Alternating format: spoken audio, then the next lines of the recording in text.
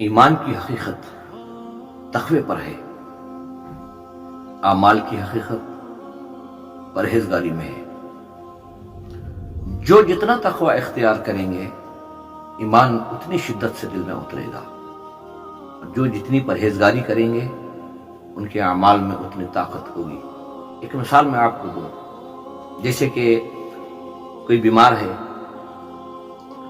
Doctor نے اس کی صحت کے لیے چند چیزوں سے اسے پرہیز کرنے کا حکم دیا ہے۔ کچھ دنوں کے لیے اگر وہ پرہیز کر لے، ڈاکٹر کی بات مان لے، تو اس کی طبیعت بہتر ہو سکتی ہے۔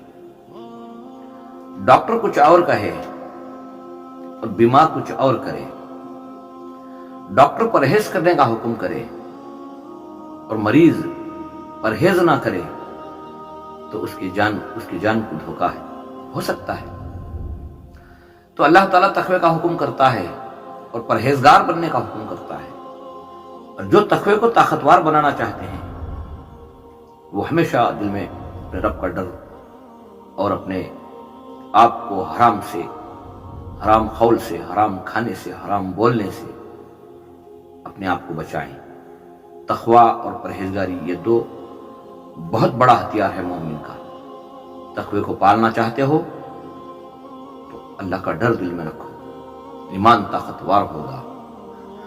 اگر اعمال طاقتور بننے چاہیے، اعمال کو طاقتور بنانا چاہتے ہو تو اپنے آپ کو پرہیزگاری کے سانچے میں ڈھالو، تاکہ ہمارے لیے دنیا اور آخرت کے راستے آسان ہو۔